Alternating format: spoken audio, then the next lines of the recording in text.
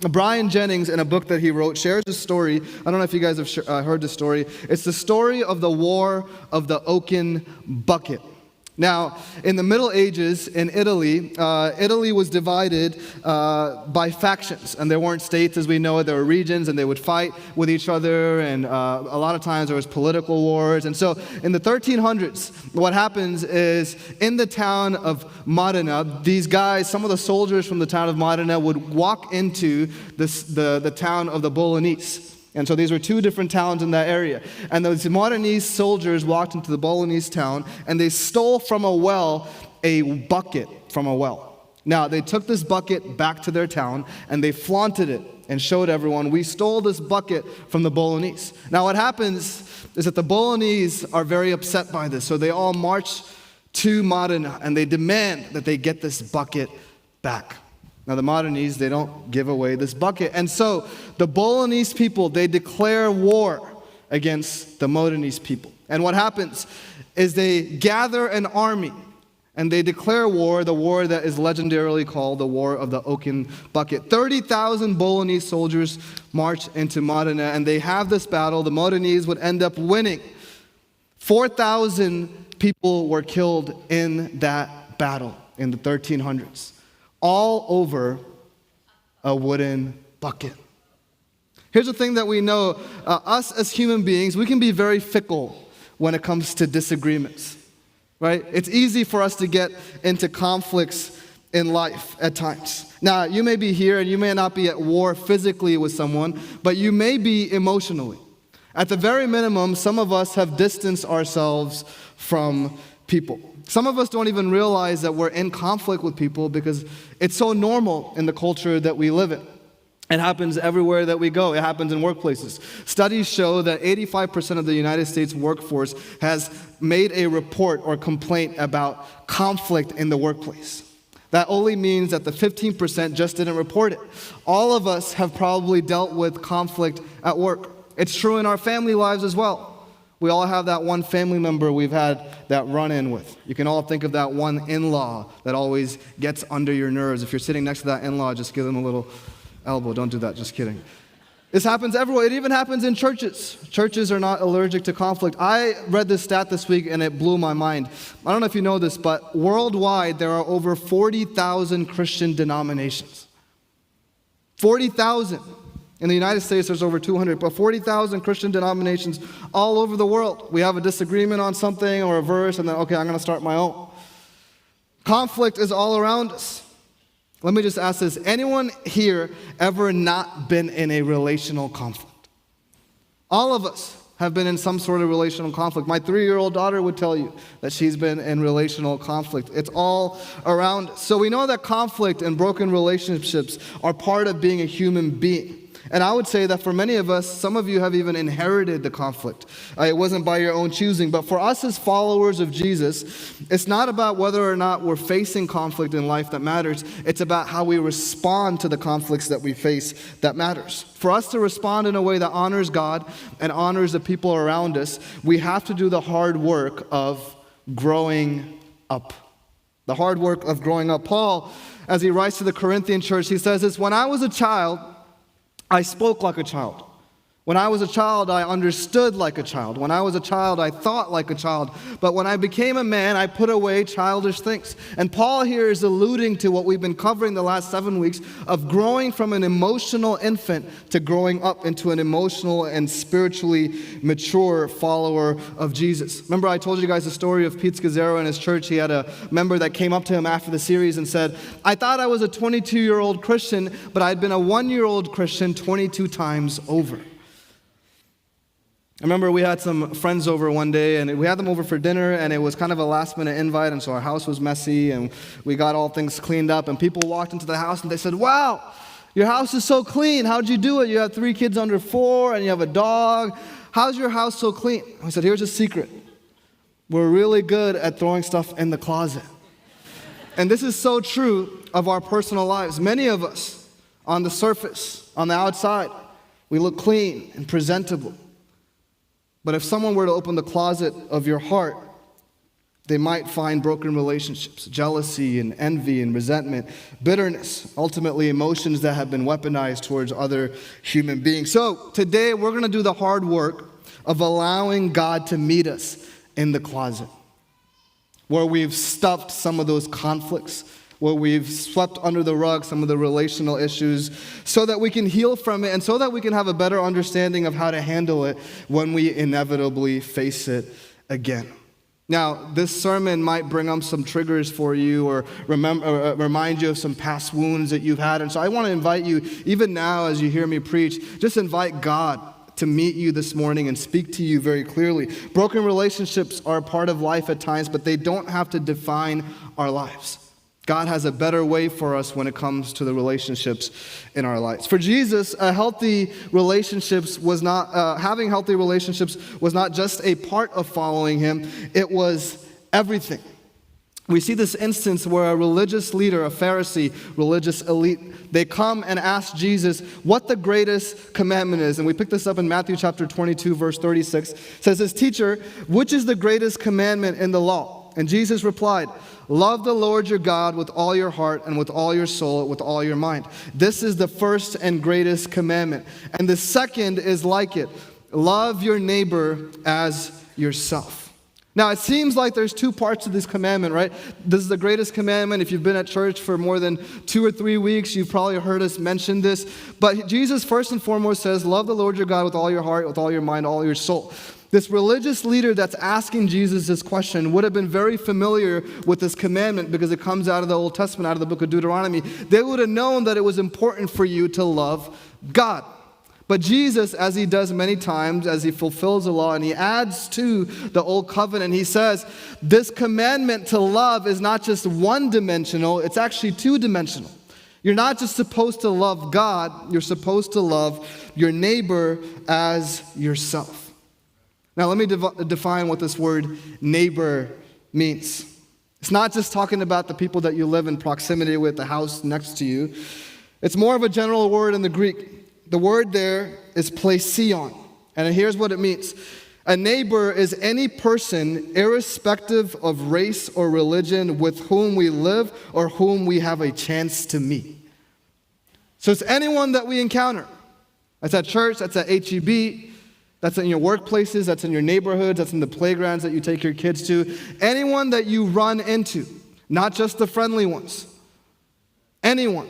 That's what a neighbor is. And this passage is so familiar to many of us that we don't even realize the gravity of it, and we don't even realize how complicit we are in failing to do what God has called us to do.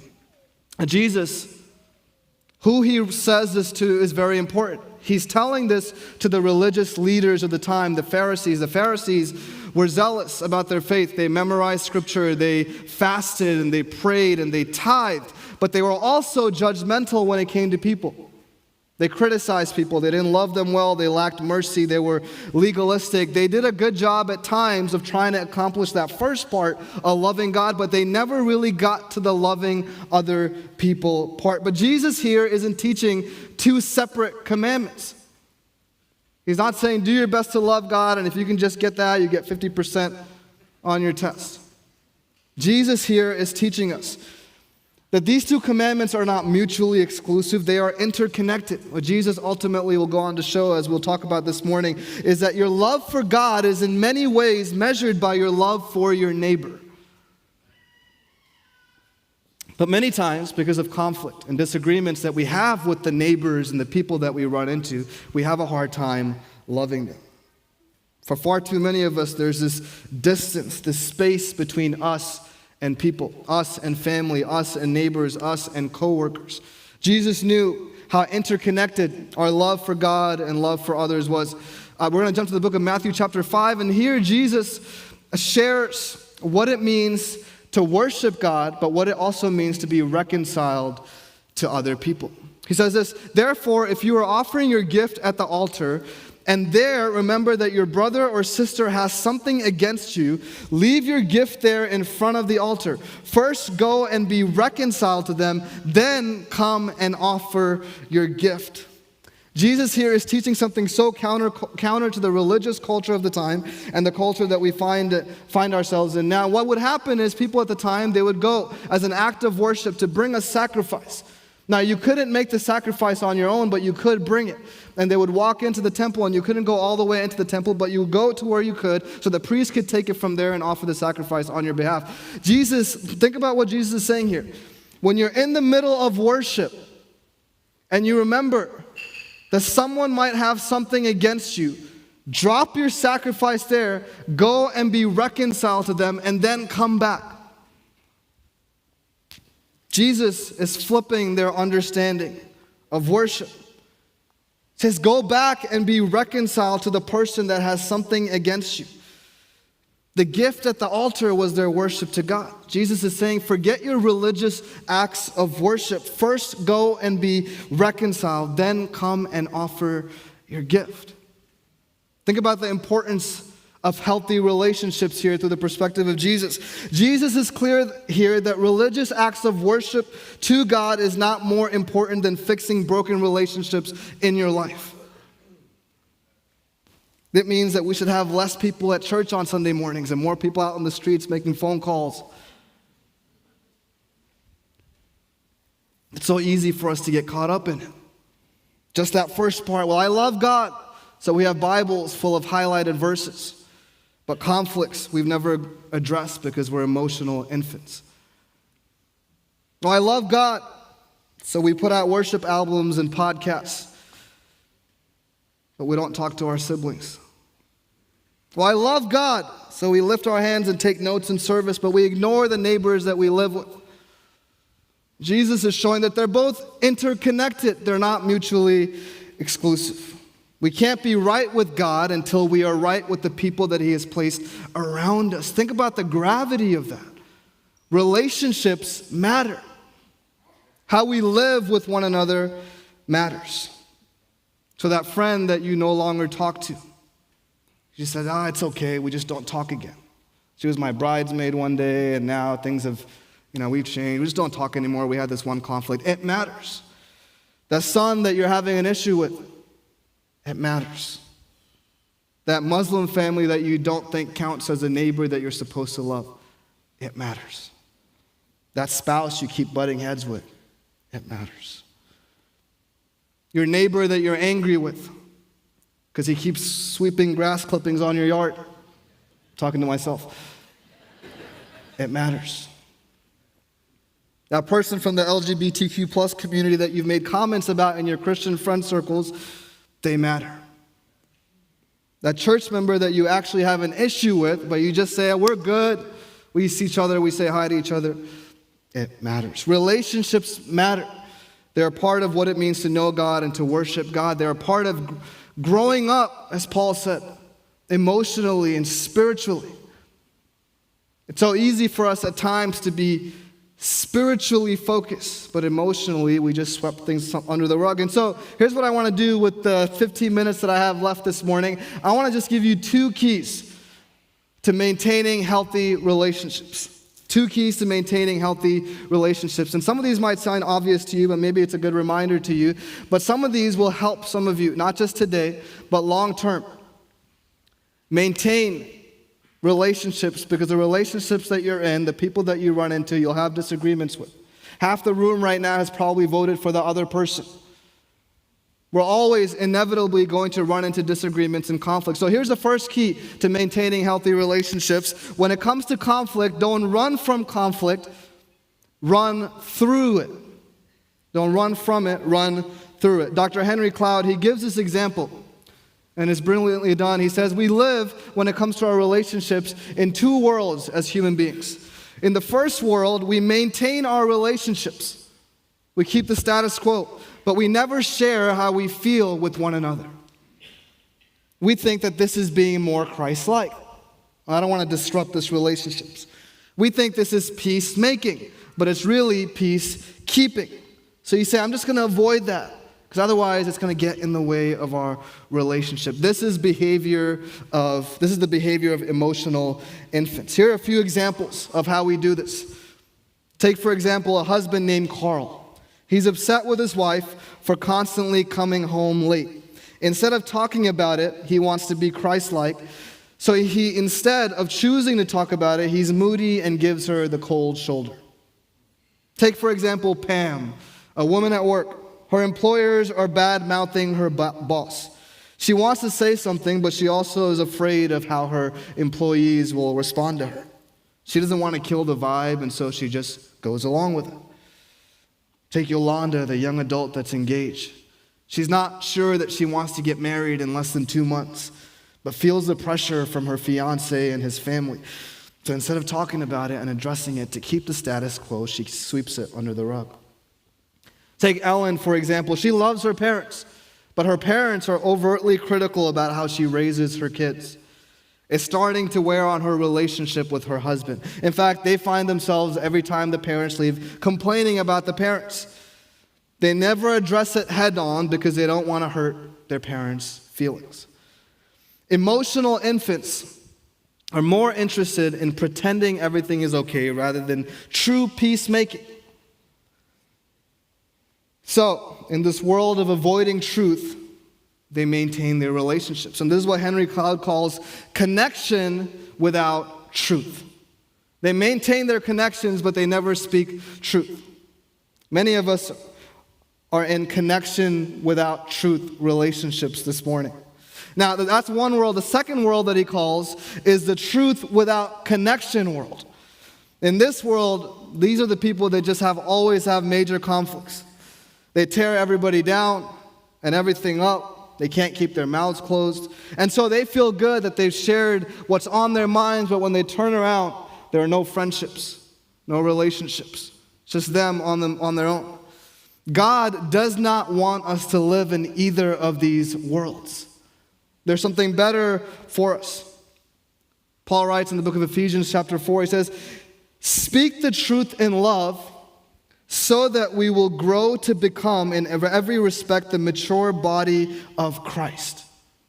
Think about that. Speak the truth in love, so that we will grow to become the mature body of Christ. Again, growing up tied to speaking the truth in love. And so, practically, when you have a conflict with someone, let's take the parents that are overtly critical, for example. You might ask them if your assumption about them are true. Did you mean to say it this way? Peacemakers are the ones that will listen to their perspective. Ask them for clarification. Peacemakers are the ones that will say, this is how that makes us feel. This is how that makes us feel about you. This is what it means to speak the truth in love. Not avoiding it and not speaking it without maintaining relationship. Jesus, he talks about this. He says, if you have issues with people, run from it. No, that's not what he says. Here's what he says, Matthew chapter 18, verse 15. If your brother or sister sins, go and point out their fault just between the two of you. If they listen to you, you have won them over. Now let's talk about your brother or sister that sins. Jesus is not saying someone that is in a sin apart from you, so they're struggling with a sin and it's your job to go point it out. No, there's appropriate times for that. But what Jesus is saying, what that verse is really implying by the original language is if your brother or sister sins against you, if someone does something against you, toward you, if they have wronged you, go and address your issue with them. Healthy relationships mean that we are active, working towards maintaining and addressing. So that's what Jesus calls us to do. This is part of growing up emotionally and becoming spiritually mature adults. Let's continue that verse, and here's what he says. But if they will not listen, take one or two others along, so that every matter may be established by the testimony of 2 or 3 witnesses. If they still refuse to listen, tell it to the church. And if they refuse to listen even to the church, treat them as you would a pagan or a tax collector. All right, there's a lot here to unpack. It says, go and point it out, talk to them. He says, if they listen to you, then you've won them over. You've maintained that relationship. If they don't, take a couple of people so there are witnesses. If they still don't, then go to the church. Jesus is showing here over and over an attempt to do our part to maintain relationships. It's not just a one-time thing. Well, I tried talking to them years ago and never worked out. Well, yeah, we had that conversation in the lobby and, I got busy, I tried. Over and over, Jesus is showing the importance of doing our part to maintain relationships. And then, he says, after the third time, if they refuse, and many people take this verse out of context, he says, treat them as you would a pagan or a tax collector. And so some of us, we say, I've done it 3 times, they don't matter to me anymore, I'm good, Jesus gave me permission to move on. It says, treat them as you would a pagan or a tax collector. Jesus had a disciple who was a tax collector. In fact, he's the one that wrote what we're reading this morning. When he's saying treat them as a pagan or a tax collector, he's saying we don't just abandon them. Now, your relationship might look very different if they don't willingly reconcile with you. It takes 2 to bring reconciliation together. And if they don't do that, you have the opportunity and the right to move forward without them in relationship. But it does not mean that you abandon them.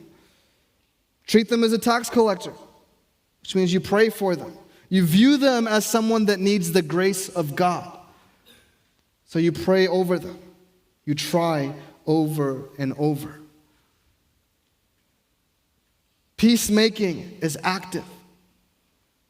And we'll get to why it matters for us. So that's the first key to maintaining healthy relationships. Don't run from that conflict that you have. Maybe you think of someone this morning that you're in conflict with, someone that you no longer talk to. Run to it. It's in the Bible. It's a command that Jesus gives us. It's part of growing up to be spiritually mature Christians. Here's a second key to maintaining healthy relationships. Don't keep count. Don't keep count. Right after Jesus shares this with the disciples, Peter would come up to Jesus. And Peter has this great question for Jesus. Here's what he says, Matthew chapter 18, verse 21. Then Peter came to Jesus and asked, Lord, how many times shall I forgive my brother or sister who sins against me? Up to 7 times. So Jesus in this chapter earlier, and some of what we read had just talked about what it means to forgive. And he says, go and talk to them over and over and over. So Peter is asking a very practical question. Jesus, when it comes to forgiveness, how many times do I forgive someone that I had conflict with? He says, do I do it 7 times? And there's some Jewish laws that says you forgive someone up to 3 times. And if they don't receive your forgiveness, and if they don't reconcile that relationships, then they are in sin and you can move on. So Peter adds to it, he's like, wait, what about 7 times? Is that enough? Jesus answered, Matthew 18:22, Jesus answered, I tell you, not 7 times, but 77 times. This is an incredible response from Jesus that kind of goes against common sense. Jesus wasn't saying to literally forgive someone 7 times, 70 times. But he's making a point that it's an unlimited amount. It's one that you can't even grasp. You just do it over and over again. Some of us are guilty of keeping count when it comes to relationships. Here's the thing, I don't know if this is true in other cultures, but in the Indian culture, here's something that's very true. When you get invited to a wedding, you get invited to the wedding, and out of obligation, you write a check. And so we saw my parents do this all the time. You write a check to that person and to their kids. They just got married. Now, when you invite them back to your kid's wedding, you're looking if they wrote the same check out. Wait a minute. We gave them $500. There's only 200 here. In many ways, you and I were guilty of keeping count with other people. Well, I did this for you that one time. I did it 3 times with this person. You have no idea. I mean, over and over I tried with this person. They just won't listen, so I'm moving on. There's a fine balance here. But what Jesus is teaching is that we don't keep count when it comes to forgiveness. And this is hard, this is difficult. Some of you here this morning have been deeply hurt by other people. I had someone come to me in the lobby a few years ago and they said, how can I forgive him? He abused me.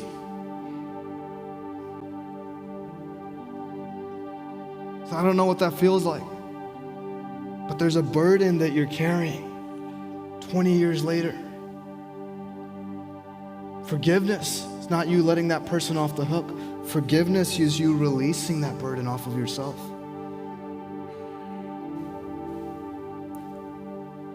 Choosing to not forgive keeps that burden on you. So Jesus says, Peter asked Jesus, how many times? Over and over and over. This brings up all sorts of questions for us. What about justice? How can we thrive in communities when we're supposed to forgive an unlimited amount of times? Here's what I've come to understand in my walk with Jesus. I cannot forgive someone that has deeply hurt me unless I have truly understood that Jesus has forgiven me of offenses far greater than the offenses committed towards me. And here's what I mean by that. I've never murdered someone, I've never abused someone, but Jesus has forgiven me of offenses far greater. There is a holy God that has loved me, is patient with me and kind with me. And over in my life, I've turned my back on him. There is no offense greater than that. And the Bible says that there is not one that has a perfect track record when it comes to God. For all have sinned. So when we forgive others, it requires that we truly understand that God has done exceedingly abundantly above all that we can ask or imagine. He's protected us, He's guided us, He's loved us unconditionally. He's given us life not just here but forever. He's picked us up, put our feet on solid ground. And He's had mercy on us. And Jesus is saying, go and do everything I've done for you to that person that you're in conflict with. And some of us are still thinking, there's got to be a limit, right? Like, do we forgive the person that's on death row?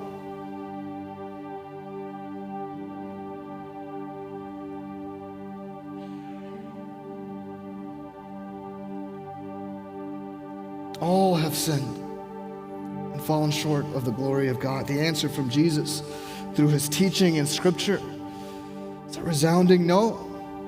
Because all of us are guilty of committing offenses far greater, the ones that you and I will ever need to forgive, because God has forgiven humanity of offenses over and over and over. And it might sound harsh or it might sound difficult, and I'm trying to walk this line as a pastor. Some of you have people that have abused you. Some of you, there's been people that have caused death in your families. There's been tragedy. The entire story of the Bible, though, is a story of a God who continues to be with His people despite them turning their backs on Him over and over. So forgiveness always comes, as Tim Keller says, at the cost of the one granting forgiveness. For some of you, forgiving another person is a way of suffering for Jesus. Forgiving another person is you carrying a burden, but it's also you releasing a burden of what they've done to you. Jesus ultimately teaches us that we have not fully grasped the gospel, the mercy of God, if we are unable to forgive others. Love God, love neighbor. Can't separate the two. So on the cross, Jesus is united. That person that you're in conflict with, the God of the universe died for them. They're an image bearer of God. God has united each and every single one of us back to Him. He died for the sins of humanity, whether they're black or white or American or Indian or Palestinian or Israeli. He has reconciled all people back to Himself. So we, as followers of Jesus, are called to do the deep work of mending the relationships, because there is a God who has mended our relationships with Him and with each other. To be emotional adults, we don't run from it. We run through it. So this morning, some of you have some deep work ahead of you of forgiving people. And maybe even asking Jesus, what next step do I take? For others of you, and for many of us though, our legacies are like the battle of the war of the oaken bucket. We fight over silly things. You have broken relationships over silly things. You don't talk to people because of politics. You don't talk to family members because of that one comment that they made. Don't let your legacy be that you have started emotional wars over trivial matters. Before we close, I want us to end in a moment of silence. Before we do that, let me read this to you. The Apostle Paul in the book of Romans chapter 12, he says this: if it is possible, as far as it depends on you, live at peace with everyone. Do not take revenge, my dear friends. On the contrary, if your enemy is hungry, feed him. If he is thirsty, give him something to drink. Do not be overcome by evil, but overcome evil with good.